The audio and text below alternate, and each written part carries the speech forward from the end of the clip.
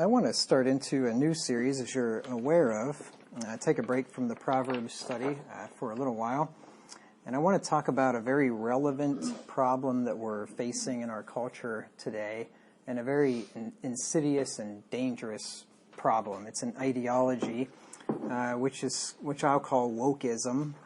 It could be probably termed other things as well, but Wokism is kind of an umbrella that encompasses several different ideologies that are all destructive.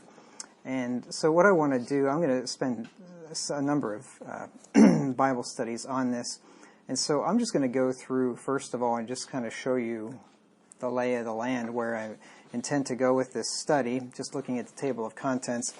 It's not finished yet. The last two sections I really haven't even started yet, and I'm still working on the third one. But the ideologies that would fall under this umbrella of wokeism would be social justice, critical race theory, known as CRT, gender identity, diversity, equity, and inclusion, DEI, and you may not even be aware of that, but it's a thing. It's not just three words, but it's actually like a movement. It's a thing out there. And then also ESG, which stands for Environmental, Social, and Corporate Governance. And ESG, just to sort of jump ahead a few weeks just quickly, ESG is the reason why Budweiser, though they're with their stupid transgender promotion of their product, caused them a vicious boycott, lost 25% of their revenue, is down to the 14th favorite beer instead of the first one, and it's still unrelenting. And even though the CEO will say, oh, I take full responsibility, blah, blah, blah, ESG is why he will not say, we were wrong, we denounced this transgender movement, we were fools for doing it, and we are breaking all ties from the transgender movement. It's ESG and the huge investors that use this ESG formula to invest in companies.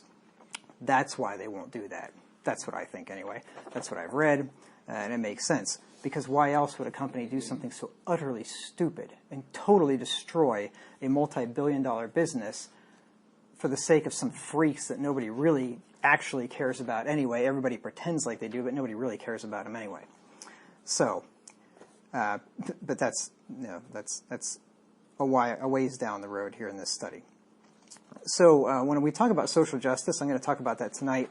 I'm going to do half of that tonight, half of it next time when I get back here in a few weeks. I'll first define social justice, which I'll do tonight. We're going to look at how the Bible commands fair treatment of all people. So that would be like true social justice, because there's true all of these things, right? I mean, there's true diversity, true equity, true inclusion, there's true social justice, and then there's this other stuff, which is the opposite of it, pretty much. So we're going to look at true social justice in the Bible. We're going to look at the only way to equitably distribute resources in society is through the free market, not through government and things like that. We're going to look at the fact that the only person or entity that has the right to distribute resources is he or it who owns them, because that's what social justice is about. Well, I'll get to what it is, but anyway, I'm just showing you kind of the major points I'm going to cover. We're going to look at how God has ordained that there will be both rich and poor on this earth, and that's never going to change. Jesus said, the poor you'll have with you always. So no matter what programs they try to institute, no matter how they try to redistribute wealth, that's not going to change the fact that there are still going to be poor people. We're going to look at how the rich are not superior to the poor in God's sight. We're going to look at how God did not ordain a progressive income tax in Israel. Everybody paid like a flat rate, basically. It didn't matter how much money you had. We're going to look at how people have a responsibility from God to help the poor voluntarily when they're able. So it's not that we shouldn't help the poor, but it's that we should help them voluntarily and not have forced redistribution of wealth, which is what social justice promotes.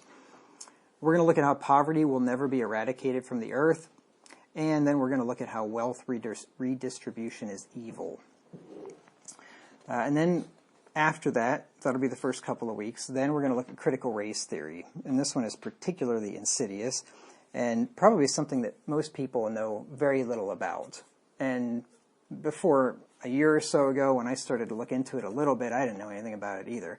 But it's old. It goes back a long ways, especially the critical theory. Critical race theory is like a derivative of critical theory, and critical theory goes back, I don't know, probably over 100 years ago, to the Frankfurt School in Germany, if I remember right. But anyway, I'm going to define what critical race theory is. We're going to look at examples of CRT being promoted in public and private schools.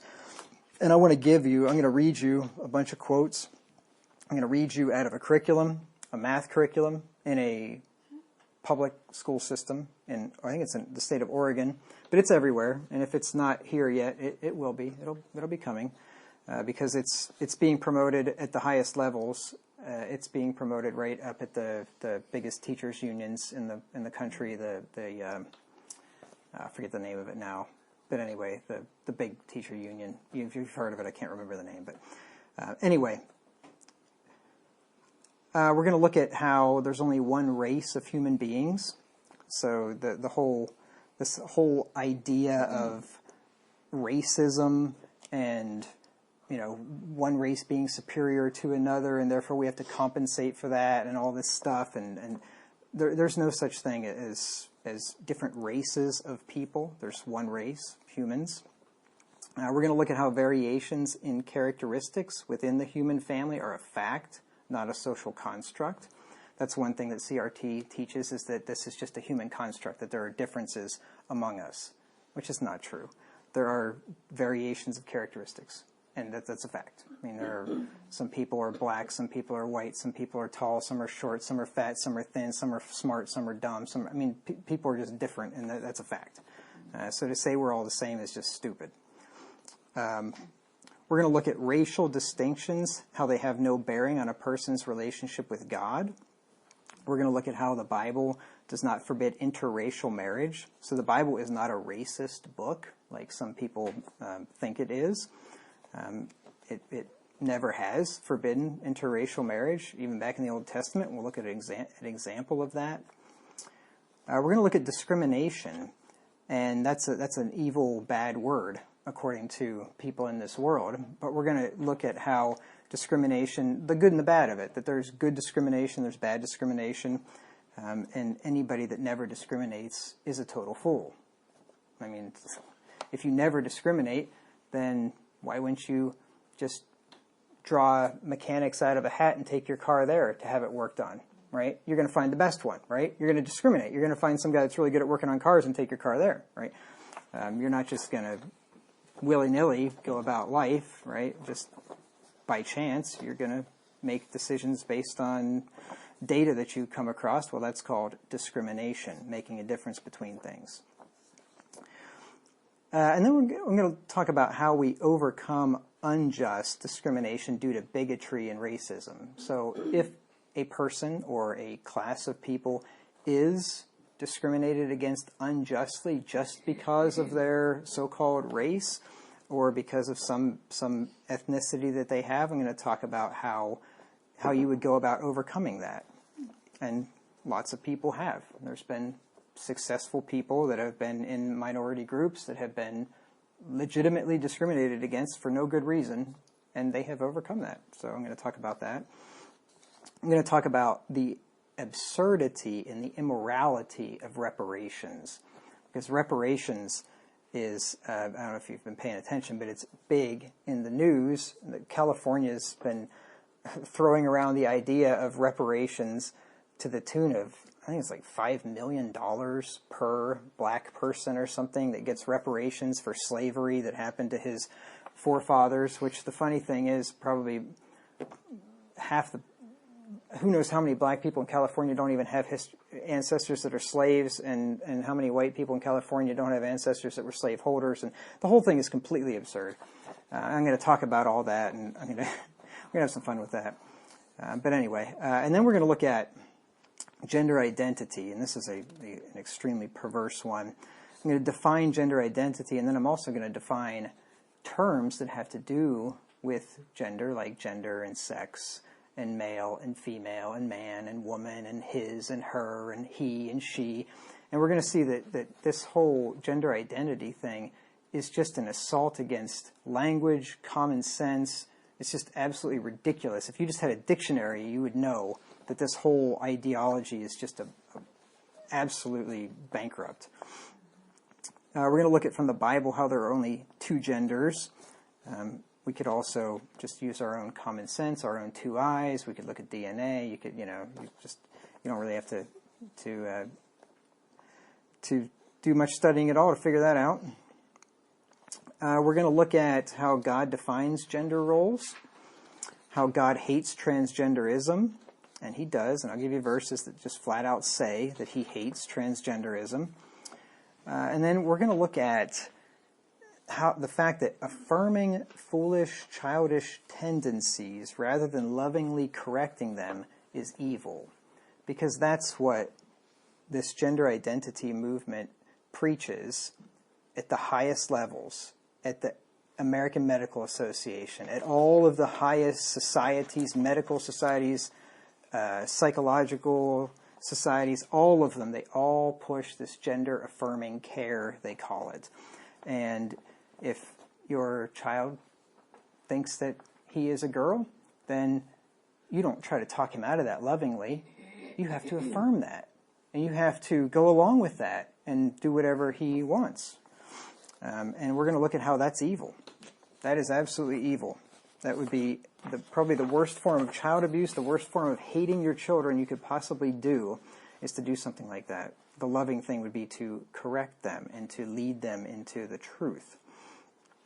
We're going to look at how mutilating children is evil, which is what these transgender people are doing, and the doctors. We're going to look at these damnable smartphones and social media and how they're fueling the transgender craze. And I can guarantee you, I guess there would be a way to prove this. You could do studies. I would be willing to lay down huge money that if there were no internet, no smartphones, no social media among children, there would be no transgender craze. I would lay down huge money on that bet. We're going to look at peer pressure and bad influences at school, and how this plays into this transgender movement. And then we're going to look at how schools are pushing for and facilitating transgenderism in children. And then I'm also going to, planning to give you a little gender ideology glossary and just go through some of the terms that you're probably not familiar with, and just so when you hear them you'll know what they are referring to, because some of them are almost counterintuitive. Like, if, for instance, a trans woman you'd think is like a woman who's trans. No, a trans woman is a man who thinks he's a woman and dresses like a woman, and that's a trans woman. So the whole thing is super confusing, and so I'm going to talk about some of that stuff too. And then we'll, like I said, talk about diversity, equity, and inclusion, and then environmental, social, and governance, the ESG stuff. Okay, so let's get to defining what Wokism is. Now, I have a little treat here for you. As I was reviewing this just before I came over here, I was looking at the definitions, and I thought, I didn't look up woke in the Oxford English Dictionary, because obviously the modern usage of woke is not going to be in there. It actually has been added to it in 2017, but it's not in the original dictionaries like I have. And so I just didn't think there was any point to even look up woke. And then I thought, I should just look in the OED just to define woke, just to see if it is in there, just to see what it says. And I added it to the outline afterwards. This is fascinating. Fascinating. So woke. This is so apropos. These definitions are like hundreds and hundreds and hundreds of years old, right? Woke means weak in various senses. Pliant, flexible, lacking in strength, vigor, endurance, or courage, inferior physically or morally, lowly in status or degree, insignificant. I couldn't come up with a better definition of woke if I would have tried. That perfectly describes these weirdos out there. that subscribe to this ideology. Wokely, the adverb, is weakly, feebly, or poorly. And then wokeness is weakness, debility, lowliness, inferiority. Yeah, I thought that was fascinating. I was so glad that it crossed my mind to look up that definition. Okay, now I'm going to give you some modern definitions, and this is how it's used today. So woke, this is according to Merriam-Webster.com. Woke, the adjective, is aware of and actively attentive to important societal facts and issues, especially issues of racial and social justice. And then here's one from dictionary.com for woke.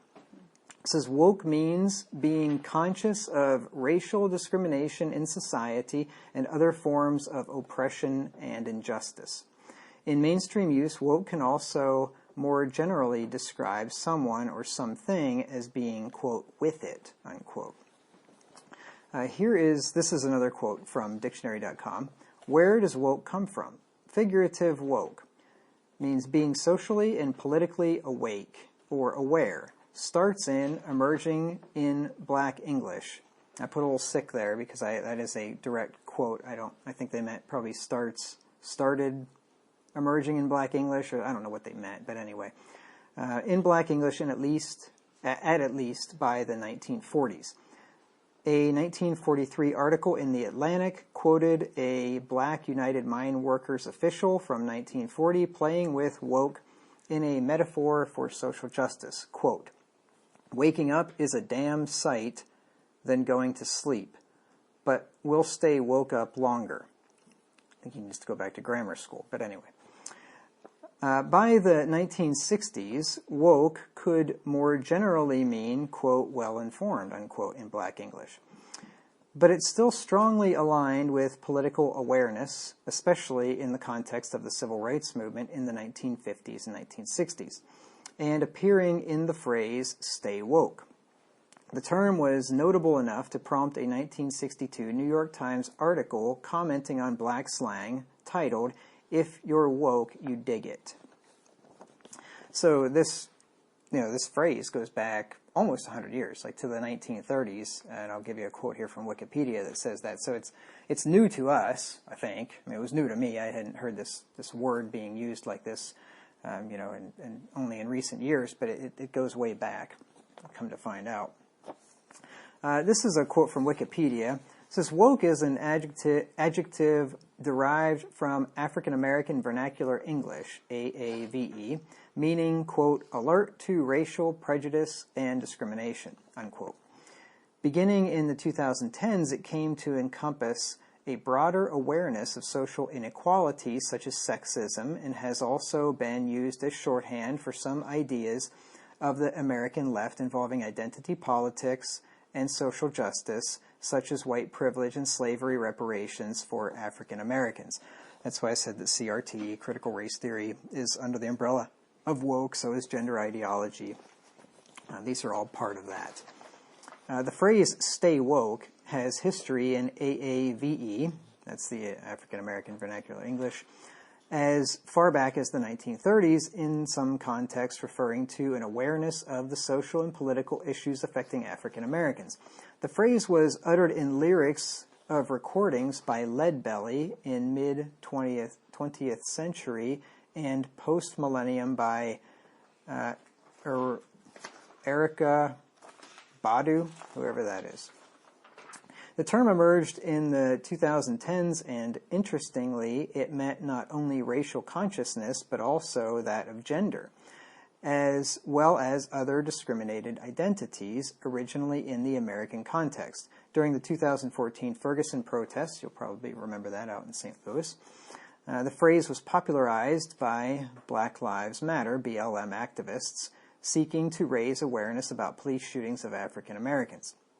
After seeing use on Black Twitter, the term woke was increasingly, I think I said interestingly back in the beginning of that paragraph too. It's increasingly, sorry. The term woke was increasingly used by white people, often to signal their support for BLM. which some commentators have criticized as cultural appropriation. If you're not familiar with cultural appropriation, I wrote out the definition here. It is the adoption, usually without acknowledgement, of cultural identity markers from subcultures or minority communities into mainstream culture by people with a relatively privileged status. Couldn't even read my own writing. So, if you start talking like another minority group or acting like another minority group or trying to adopt their culture in some way, that's cultural appropriation. Initially, this wider adoption spread primarily among the young or the millennial generation, as all stupid things do. That was my words. As it spread internationally, the term was added to the Oxford English Dictionary in 2017. By 2020, however, members of the political center and right wing in several Western countries were using the term woke in an ironic way as an insult for various progressive or leftist movements and ideologies perceived as overzealous, performative, or insincere. In turn, some commentators came to consider it an offensive term with negative associations to those who promote political ideas involving identity and race. Since then, derivative terms such as woke washing or woke capitalism were coined to describe, for example, companies who signal support for progressive causes as a substitute for genuine change. That's from Wikipedia's article on woke. This is also in that article, a bit farther down. It says, while the term woke initially pertained to issues of racial prejudice and discrimination impacting African Americans, it was appropriated by other activist groups with different causes. While there is no single agreed-upon definition of the term, it came to be primarily associated with ideas that involve identity and race, and which are promoted by progressives, such as the notion of white privilege or slavery reparations for African Americans. And you hear all the time about white privilege and now reparations as well. Vox's Aja Romano writes that woke evolved into a, quote, single-word summation of leftist political ideology centered on social justice politics and critical race theory. By 2019, opponents of the progressive social movements were often using the term mockingly or sarcastically, implying that wokeness was an insincere form of performative activism. British journalist Stephen Poll comments that the term is used to mock, quote, over-righteous liberalism, unquote. In this pejorative sense, woke means following an intolerant and moralizing ideology. So for the purpose of this study, I'm going to use, I guess it's Mr. or Mrs., I'm not sure. Aja or Aja is a male or female name, I don't know. But anyway, I'm going to use Mr. Romano's definition of woke, and that is a single-word summation of leftist political ideology centered on social justice politics and critical race theory.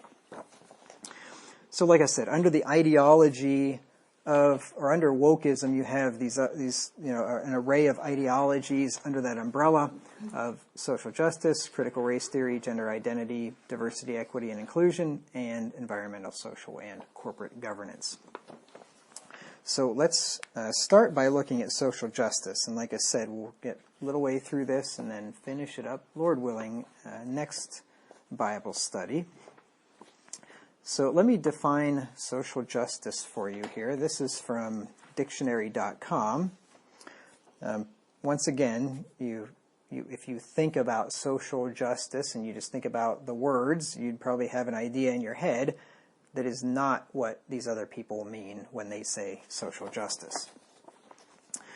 Social justice is fair treatment of all people in a society, including respect for the rights of minorities and equitable distribution of resources among members of a community. See, the first part of it's fine. Fair treatment of all people in society. Yeah, who could be opposed to that? Including respect for rights of minorities. Who would have a problem with that? But here's where they really drop their cookies. And equitable distribution of resources among members of a community. Now, I don't have problem with an equitable distribution of resources, depending on how you define equitable. I think resources ought to be distributed equitably. If you work, you get resources. If you don't, you don't. If you work harder, you get more resources. If you work less, you get fewer resources. If you're stupid and work stupidly, you get less resources. If you're efficient and wise, you get more resources, right? So yeah, I've got no problem with that, but that's not what they're talking about. Here's a quote from Wikipedia. Social justice is justice in terms of the distribution of wealth, opportunities, and privileges within a society. You don't distribute opportunities, right? You don't distribute privileges. Nobody should have privileges in a society. I guess you may earn a privilege or something, but you don't distribute privileges. You don't distribute opportunities. You just let people go out there and do what they want, and they earn what they earn based on what they do.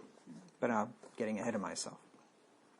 In Western and Asian cultures, the concept of social justice has often referred to the process of ensuring that individuals fulfill their societal roles and receive their due from society. But that's not what these weirdos are talking about either. In the current movements for social justice, the emphasis has been on the breaking of barriers for social mobility and creation of safety nets and economic justice. Social justice, now when they say economic justice, they're not talking about how people should not be robbed by governments who want to steal their wealth and give it to other people, right? Economic justice would be like saying, you can't do that. You can't steal people's stuff and give it to somebody else. That's economic justice, but that's not what these people are talking about. Social justice assigns rights and duties in the institutions of society, which enables people to receive the basic benefits and burdens of cooperation. Written like a true communist. The relevant institutions often include taxation, social insurance, public health, public school, public services, labor law and regulation of markets to ensure distribution of wealth and equal opportunity. Now, social justice is another term for something else. Does anybody have any idea what that other term might be? Socialism? Socialism. That's right. Social justice is socialism. That's exactly what it is. It's just another term for socialism. Taxation, social insurance, public health, public school, public services, labor law regulations, all distribution of wealth. It's socialism. It's top-down government control, trying to control the economy, taking care of people from cradle to grave and all this stuff. It's socialism. That's all it is. Now, the Bible, of course, supports the idea and teaches the idea of fair treatment of all people. So that was the very beginning of the definition of social justice. Fair treatment of all people in a society, including respect for the rights of minorities. Now, the Bible affirms that, but that's not what they're talking about. But let me just show you here. We're finally going to get into the Bible. Let's see that the Bible does indeed command the fair treatment of all people. We are not to be respecters of persons. In other words, we're not supposed to show favoritism in judgment to anybody. Rich, poor, people of status, people of no status, male, female, it doesn't matter. We're not supposed to show favoritism in judgment. Deuteronomy 1:16 and 17. It says, "And I charged your judges." This is the Lord speaking through Moses. "And I charged your judges at that time, saying, Hear the causes between your brethren, and judge righteously between every man and his brother, and the stranger that is with him. Ye shall not respect persons in judgment, but ye shall hear the small as well as the great. Ye shall not be afraid of the face of man, for the judgment is God's, and the cause that is too hard for you, bring it unto me, and I will hear it." So this is Moses' instruction to the judges of Israel. And what he said there to them is that they were not supposed to respect persons. They weren't supposed to show favoritism. to the small or to the great, to the rich man that comes up for judgment or to the poor man that comes, to the young child or to the old man, to the man or the woman. It doesn't matter. You don't show favoritism in judgment. You've probably seen the pictures of the statue of Justice, and she's got the balance in her hands, and she's blindfolded, right? Mm-hmm. Justice is supposed to be blindfolded. Justice shouldn't... It should what the person looks like, their status, their wealth, none of that should make any difference. It's the law and the facts and then the judgment. What does the law say? What did this person do? Did the person break the law? Did the person keep the law? If the person broke the law, it doesn't matter who he is, he gets punished. It doesn't matter if he's a government ruler, if he's a king, if he's the priest, it doesn't matter. That is true social justice. Now let's look at Deuteronomy 16, 18 through 19. But that is anything what these social justice warriors want. They want affirmative action, right? The Supreme Court just struck down affirmative action in universities for their admissions, specifically Harvard, I think it was Harvard, and University in North Carolina, but it would apply to all universities. That's not justice. It's not justice having affirmative action and quotas that say that a certain amount of black people have to be admitted and a certain amount of Asian people and a certain amount of white people, and we have to have a representative number. If black people are 12% of the population, then they have to be 12% of Harvard. That's not justice. Justice is, look at the test scores. Look at the person's academic credentials, and the people with the academic credentials that meet the qualifications get let in. If there's not a black person that meets the credentials, tough luck. If the whole school's made up of Asians because they're smarter than the rest of us, tough luck. Who cares, right? That's just the way it is. Affirmative action is wicked. It should be based on merit. It shouldn't be based on skin color. See, they don't believe in social justice. They believe in the opposite. That is injustice. Can you imagine being the kid that spent your whole middle school and high school working diligently and studying while the rest of your friends were goofing off, and you had wonderful grades, you had a 1600 on the ACT or the SAT, and you put in your application to Harvard, and some bum got in ahead of you just because he's black, or he's Mexican, or he's some other so-called race? That's evil. That's totally evil. And not to mention, it's evil for the black kid, or the Mexican kid, or any other kid, it doesn't matter who he is, that got in, that doesn't have the merit to get in, because guess what? He's going to get in and he's going to fail. And then he's going to be kicked out. And then he's going to have wasted his time and his money, and he's going to feel like a failure. He's going to be in there among a bunch of smart kids when he's not that bright, and he's going to feel inferior, and he's going to feel stupid. It's not fair to anybody. It's just, it's evil. But anyway, Deuteronomy 16, 18 through 19.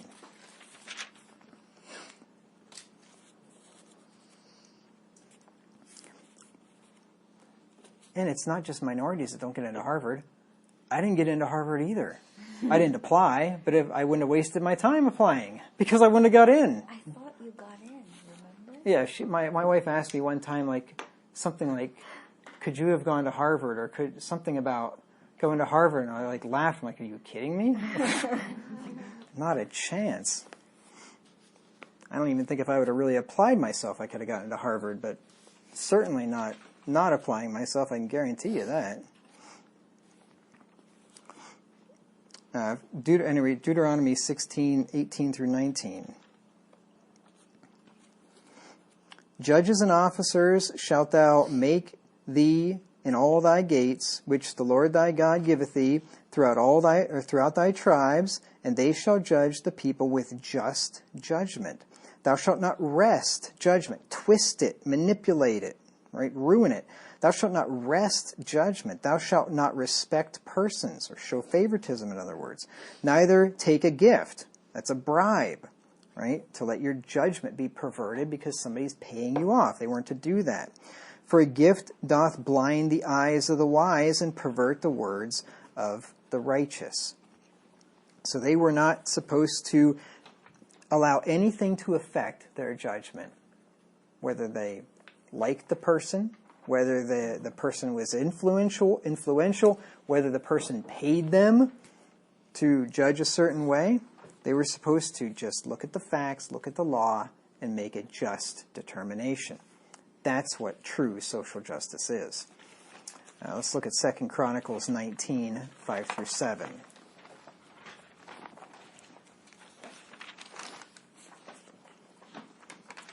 Second Chronicles 19, 5 through 7. And he set judges in the land throughout all the fenced cities of Judah, city by city, and said to the judges, Take heed what ye do, for ye judge not for man, but for the Lord, who is with you in the judgment. Wherefore, now let the fear of the Lord be upon you. Take heed and do it. For there is no iniquity with the Lord our God, nor respect of persons, nor taking gifts. You're starting to see a pattern here, right? The Lord repeats it over and over again. No respect of persons, no taking gifts, no perverting of judgment and justice. Let's look at one more. In Proverbs 24, 23 through 25.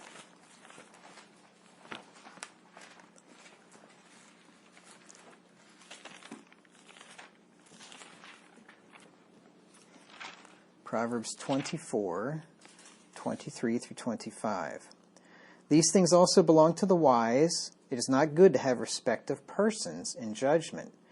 He that saith unto the wicked, Thou art righteous, him shall the people curse, nations shall abhor him. But to them that rebuke him shall be delight, and a good blessing shall come upon them. You know, the Bible says, Woe unto them that call evil good and good evil, that put light for darkness and darkness for light. You say to the wicked, Thou art righteous, that's evil. Right? The Supreme Court takes the case a few years ago with the so-called gay marriage, the sodomite marriage, and they look at a righteous man or a wicked man, some sodomite, and say, Thou art righteous. You deserve to be married like anybody else, right? And then totally pervert the word, the meaning of marriage, and the institution of it. That's evil.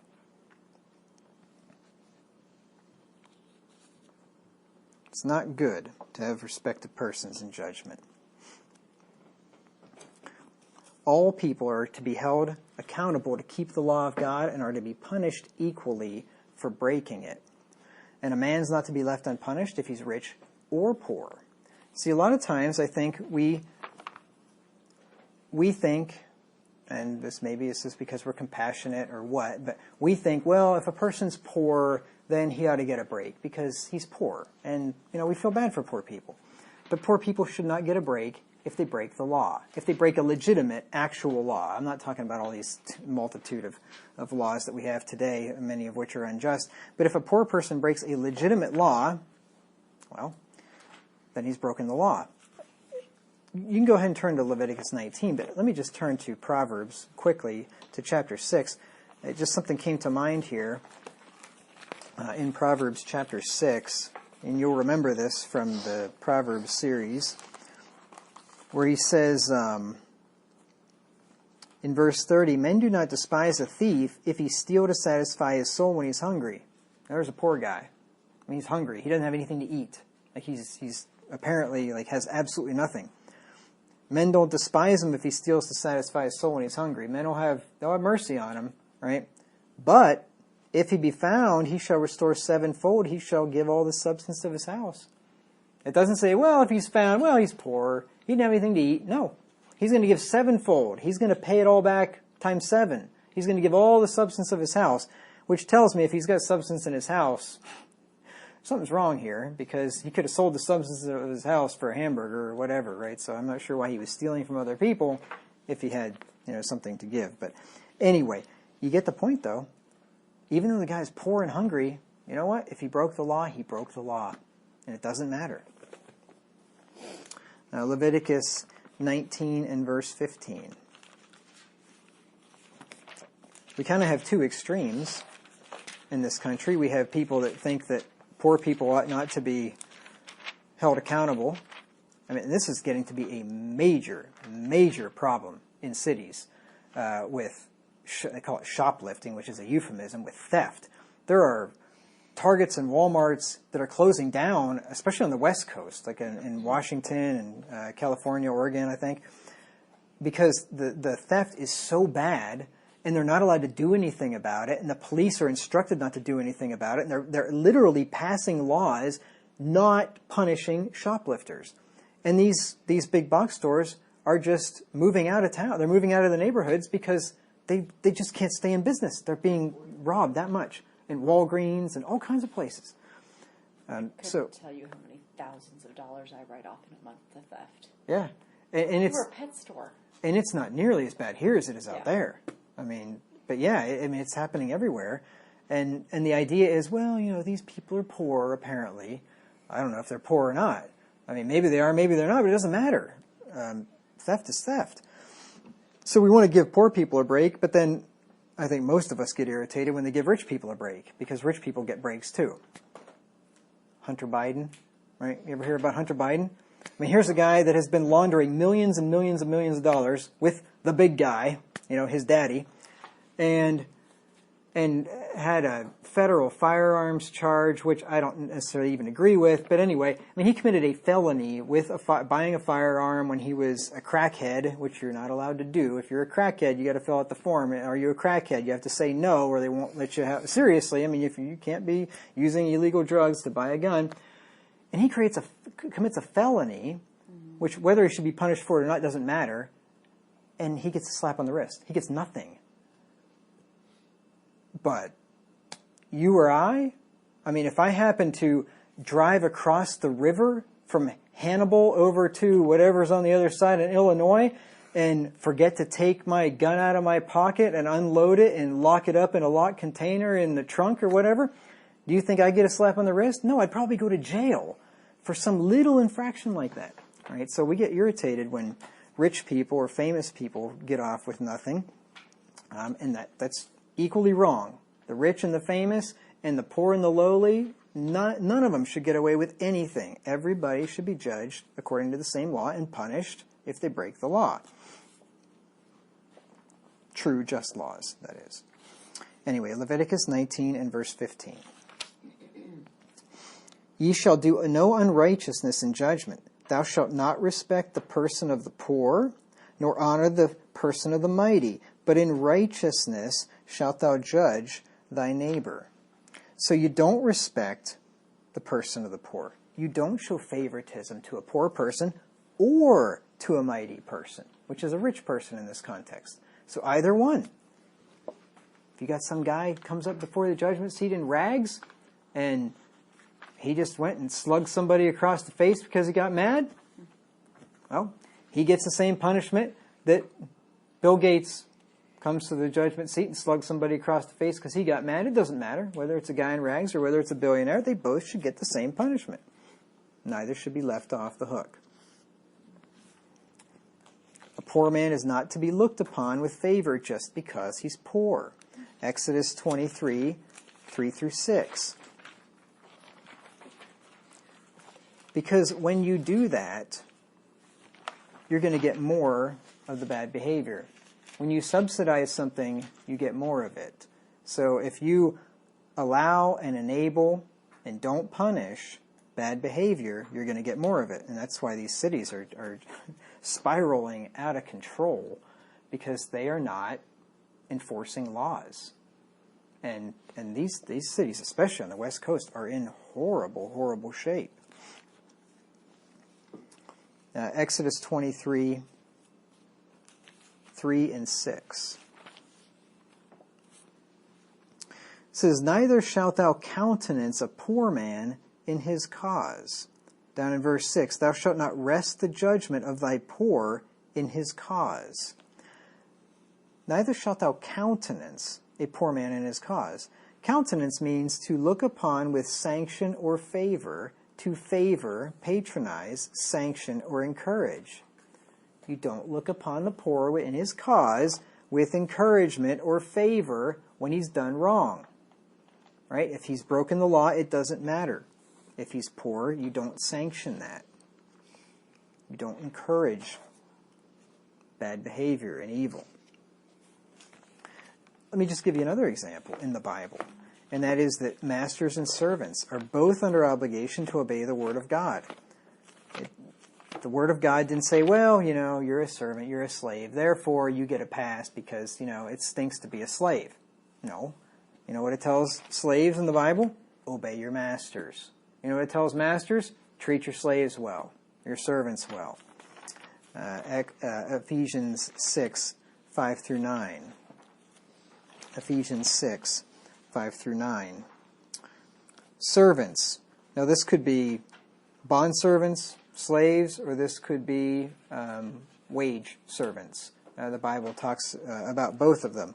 A bondservant and I forget the term the Bible uses for it, but anyway, a man that would be working for you. He would be under contract to work for you for a certain period of time, and you'd be paying him.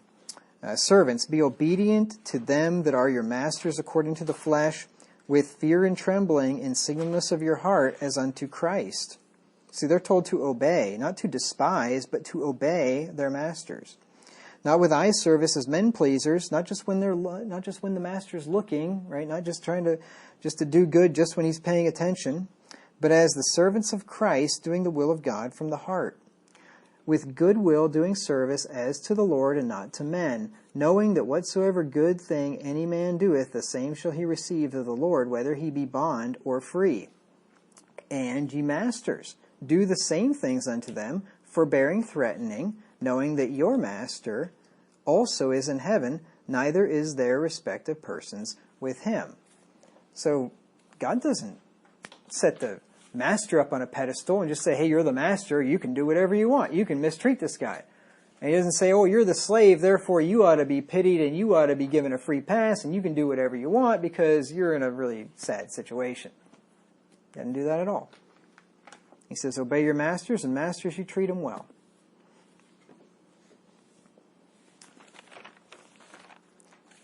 And God is basically not expecting us to do anything that he doesn't himself do. God punishes all equally for sin, regardless of their race, gender, or status. Let's look at Romans 2, 5 through 11. Romans 2, 5 through 11.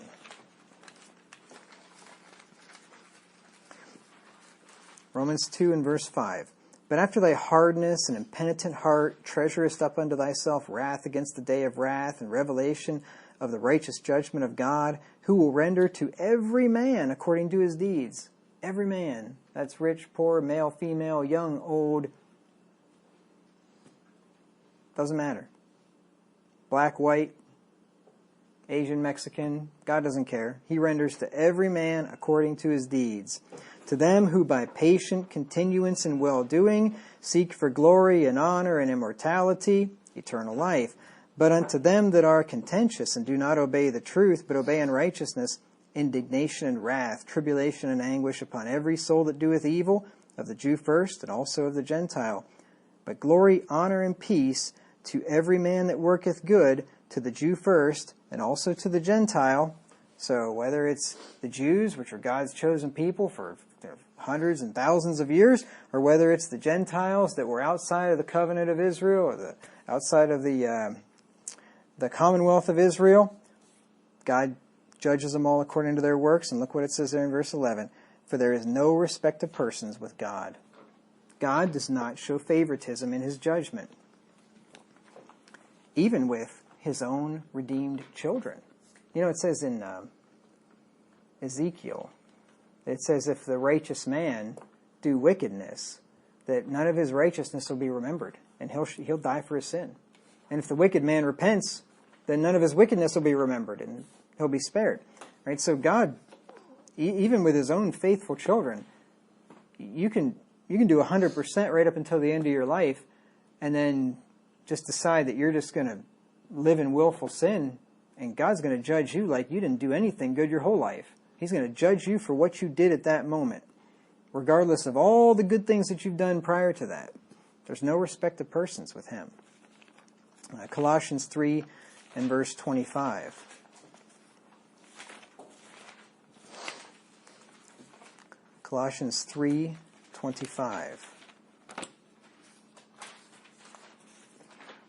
It says, but he that doeth wrong shall receive for the wrong which he hath done, and there's no respect of persons. And this is talking about God, God's judgment here. And God expects us to do the same thing. Not to show favoritism. 1 Peter 1 and verse 17. 1 Peter 1 and verse 17. And if ye call on the Father, who without respect of persons judgeth according to every man's work, pass the time of your sojourning here in fear. God doesn't show favoritism. He just looks at a man's work. He looks at what a man does, and he judges accordingly. So how many verses there that say about no respect of persons? Both us and God. I've probably read at least a half a dozen of them, it seems like. That is true social justice. But that's not what these people are talking about. Not at all. We should not give preferential treatment to the rich, especially in the church. Let's look at James 2, 1 through 9.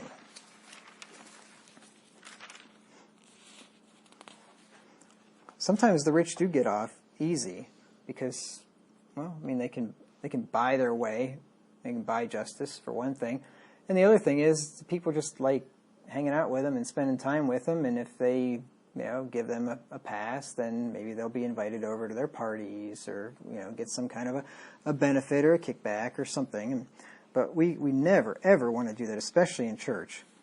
God forbid that we'd have some wealthy person come in and then just like, well, yeah, I know you're living with your girlfriend, but we're just not going to say anything about that because you are putting a couple grand a month in the box or whatever. That should never, ever happen. James 2, 1 through 9. My brethren, have not the faith of our Lord Jesus Christ, the Lord of glory, with respect of persons. For if there come unto your assembly a man with a gold ring in goodly apparel, and there come in also a poor man in vile raiment, and ye have respect to him that weareth the gay clothing, and say unto him, sit thou here in a good place, and say to the poor, stand thou there, or sit here under my footstool. Are ye not then partial in yourselves, and are become judges of evil thoughts? Brethren, or hearken, my brethren. Let me try it a third time. Hearken, my beloved brethren. Hath not God chosen the poor of this world, rich in faith, and heirs of the kingdom, which he hath promised to them that love him? But ye have despised the poor. Do not rich men oppress you and draw you before the judgment seats? Do not they blaspheme that worthy name by which you are called? If you fulfill the royal law according to the Scripture, thou shalt love thy neighbor as thyself, you do well. But if ye have respect of persons, ye commit sin and are convinced of the law as transgressors. So they had apparently a problem in this church. And the Jews did like money, right? And this is a Jewish church, right? James was one of the apostles to the Jews. I presume he's writing to a Jewish church anyway. And he was the presiding, I think it was this James that was the presiding elder of the church in Jerusalem. And they had people that would come there that were rich, and a rich guy comes in and they say, hey, take this seat right up here in the front, or take this nice seat. And if there happened to be a poor guy in that seat, move to the back, right? Or sit here under my footstool. Well, that's wrong. You see, in Christ, men and women of all ethnicities and social stations should be treated equally as it pertains to loving them and keeping God's commandments toward them. Let's just look at a few verses here. Galatians 3 and verse 28. Galatians 3:28.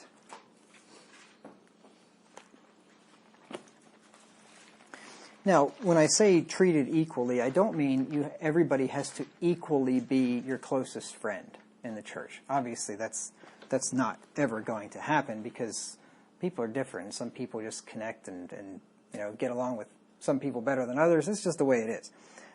But everybody ought to be treated equally as it pertains to loving them and keeping God's commandments toward them. That's the key.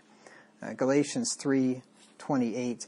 It says, "For there is neither Jew nor Greek, there is neither bond nor free, there is neither male nor female, for ye are all one in Christ Jesus. So in Christ, it doesn't matter what your nationality is. Jew or Greek, black or white, Asian, Latino, it doesn't matter what you are. And it also doesn't matter if you're bond or free. In these days, whether you're a slave or whether you are a master, or today, whether you're a wealthy company owner or you're an entry-level employee at that company. It doesn't matter in Christ. None of that matters. And it doesn't matter if you're male or female. The law applies equally to both.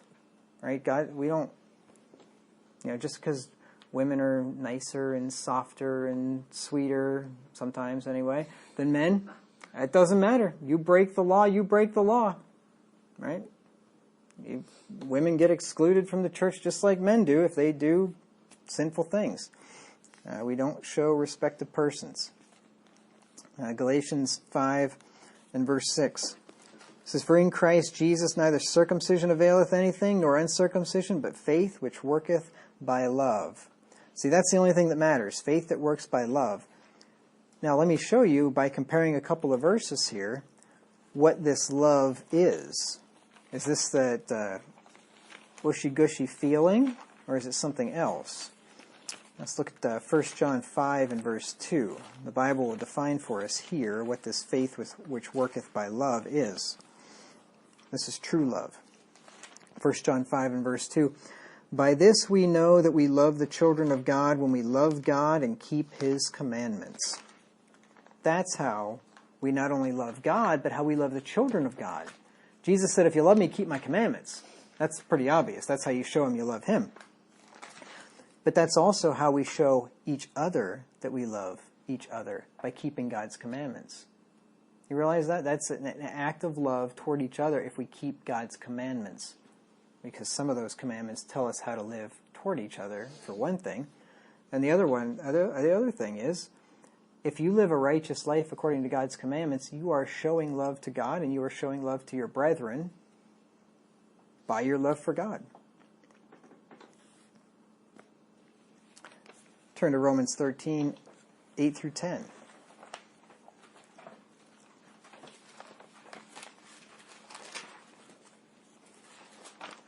So if you ever want to tell me, "Pastor, I love you," and people tell me that sometimes, but you know how you can show me that? Just keep God's commandments. I know you love me if you keep God's commandments. Right? If you're not keeping God's commandments, you say, "Oh, I love you, Pastor." I don't believe you. Because if you love me, you'd keep God's commandments. Right? Romans 13, 8 through 10. "Owe no man anything, but to love one another. For he that loveth another hath fulfilled the law. For this, thou shalt not commit adultery, thou shalt not kill, thou shalt not steal, thou shalt not bear false witness, thou shalt not covet. And if there be any other commandment, it is briefly comprehended in this saying, namely, thou shalt love thy neighbor as thyself." That one covers them all. If you love your neighbor as yourself, you won't do any of those things to him that we're forbidden to do.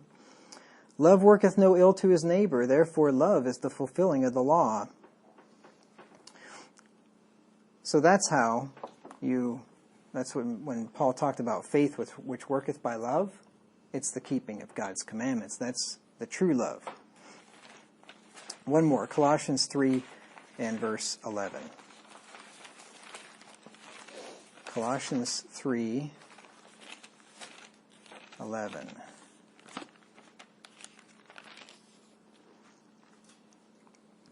"Where there is neither Greek nor Jew, nor circumcision nor uncircumcision, barbarian, Scythian, bond nor free, but Christ is all and in all." So, in a couple of different ways here, the Bible's telling us nationality, so-called race, ethnicity doesn't matter. It just doesn't. Greek or Jew, barbarian or Scythian, doesn't matter. All this talk about race, and they've created this race problem. There used to be a race problem in this country, obviously. Older people, you guys would probably remember that. You lived in that era with all the Jim Crow laws and all that stuff. I mean, there was true, legitimate racism in this country, and there was a lot of hatred and animosity towards black people. But you know what? In my generation, there was very, very little of that. I mean, there was still a little bit here and there, but very, very little. But it's amped back up again, and they've caused it. That didn't come about just by chance. They have pitted us against each other and tried to cause these racial divisions, and it's evil. And the same people that are clamoring for social justice are the same people that are causing this division between the two of us, and they're calling it social justice. It's class warfare. And they want to take from one class and give to another class, and that creates animosity between classes, and then they claim to want, to bring us all together. I mean, it's perverseness. They're doing the exact opposite of what they claim to want to do.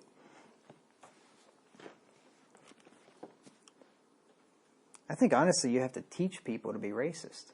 Because you take little kids, like little black kid, little white kid, they'll play together. They don't care. I mean, the white kid may look and say, why is he black? Why is his skin black or something? Just curious, but he doesn't care. They play with each other. It doesn't matter to them. You got to teach people that kind of stuff.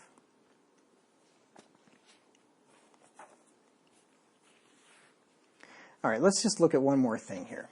So the big part of social justice is this equitable distribution of wealth, right? So the only way to equitably distribute resources in society is through the free market. And that is, those who work and earn money or goods are entitled to them. That's how you equitably distribute. There's no other way to do it. Equitably, the only other way to do it would just be having some person decide who gets what, and that's never going to be equitable. Because all people in a society are not going to work equally hard. They never are. And how are you going to determine what is equitable unless you give everybody the exact same amount? And that's not fair, right? That's not equity, because some people are going to work way harder and they deserve more. And so how would you give them what's fair and equal? It would be based on what he does. That's the only fair and equal way to do it. Proverbs 27 and verse 18. Proverbs 27 and verse 18.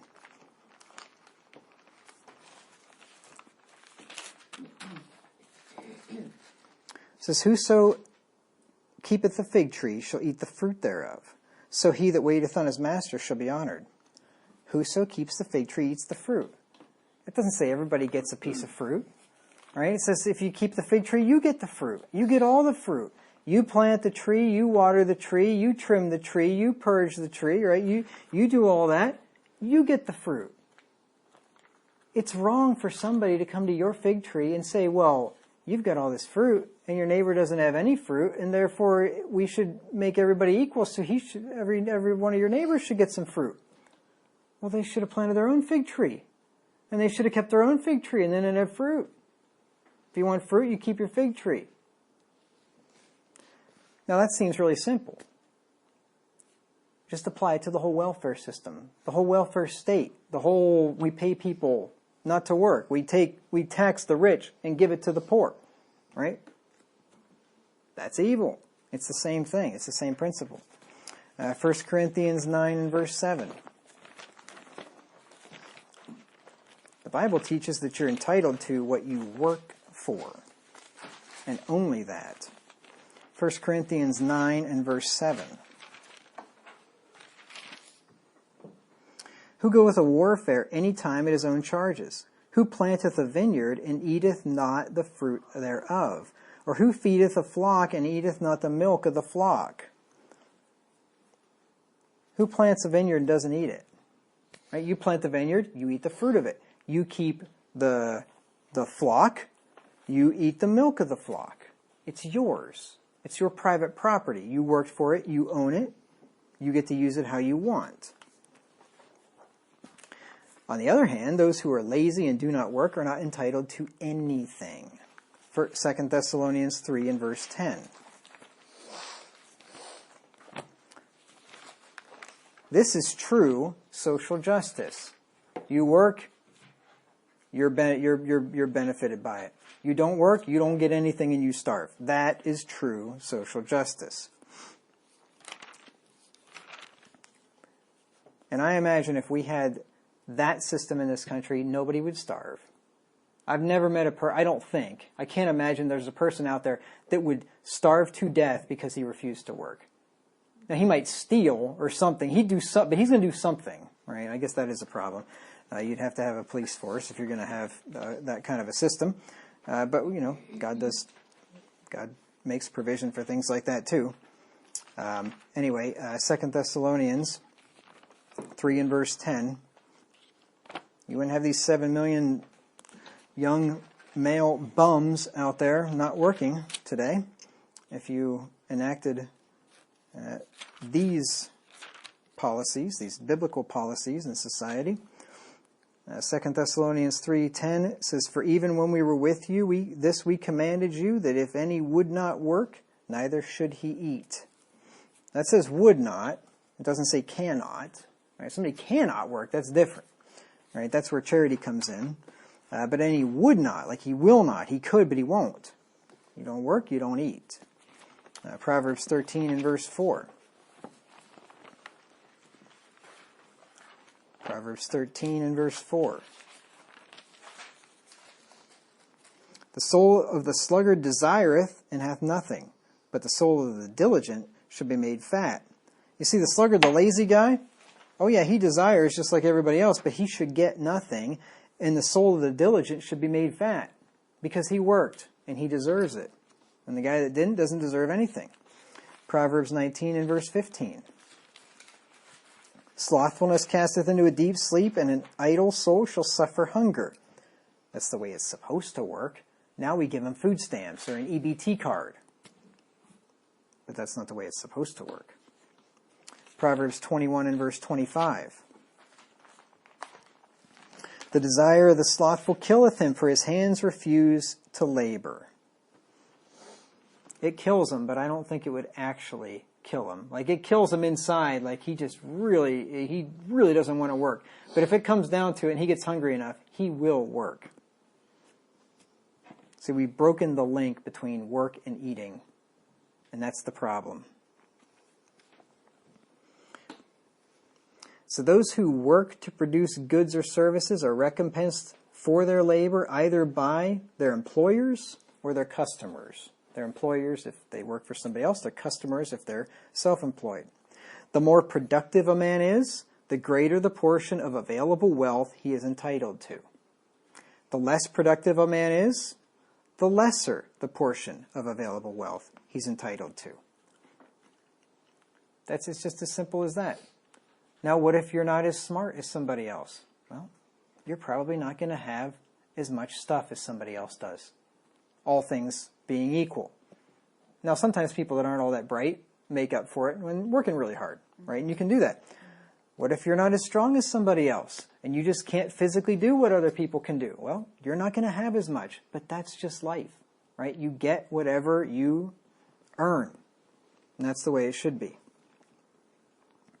Every man must get it through his head that nobody owes him anything unless he's worked for it.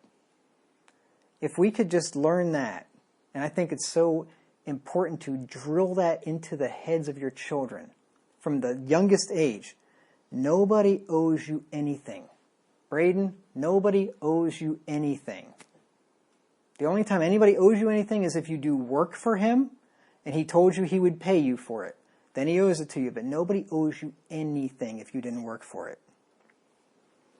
We need to ingrain that into the minds of children. And adults, for that matter. That's why I don't think it's a good idea to give children an allowance. Because what you do, and you can do what you want, but this is my opinion. When you give a child an allowance, you are training him up to be a little socialist. You're training him up and teaching him that somebody's just going to give you money for doing nothing just because you exist. I exist, therefore I am entitled to money. No, you're not. You're not entitled to anything. You work for it. And so I am personally a proponent of making children work for the things that they want. Things that they need is another story. Food, shelter, clothing. You provide the things they need. The things they want, you make them work for it. Now, definitely by the time they get to be teenagers, 13, 14, they're old enough to work, to do something, right? And when they're younger than that even Braden's age, he can work around the house, and you can pay him for doing things that are above and beyond his, his regular chores. Right now, am I going to say if my little 1-year-old baby is gooing and guying for a rattler, and I say, well, let me tell you what, go pick up them sticks in the yard, and then you'll get that rattler? No, right? But when they get to be teenagers and they want things beyond food, clothing, and shelter, buy it. Go work. Mow the neighbor's yard, right? Or mow my yard or whatever. Do something above and beyond your normal duties and earn the money and get it. Like, but he's never going to be able to afford that 4-wheeler or that motorcycle or that whatever. If he can't afford it, here's a thought. Maybe he doesn't deserve it. Like if he wants something so expensive that he couldn't work enough to get it, maybe he doesn't deserve it, right? Maybe he should be getting things that he could actually work for and earn and save for and get. So that would be my advice if you don't want to raise a little socialist. Make them work from a young age and realize that if I want things, I must work for it. Because if you think you're going to raise them up, giving them an allowance and giving them everything they want until they get to be 18 or 20 or whatever, and then send them out into the real world, and all of a sudden they're like, wait a minute, I got to work? They're not going to want to work. They're going to call mom and dad and say, hey, I need help because I can't pay my rent. I can't pay my car payment because whatever, because they never learned how to work. So that is the only way to equitably distribute resources, is the free market. If you work, you get resources. If you don't, you don't. And to do it any other way is called theft. To give anything to somebody else requires that it's given up of somebody else, and that other person is giving it up against their will, because if it wasn't against their will, you wouldn't have had to take it from them and give it to somebody else because he would have given it to him on his own. And we'll talk about that later in the next study, Lord willing. So I thank you for your kind and patient attention this evening. Just a quick note at the end of the sermon. The most important thing a believer in Jesus Christ can do is to be a member of one of God's true churches. If you're not already a member of one, go to pastorwagner.com/churches to see if there is a true church or other believers of like faith near you. That's pastorwagner.com/churches.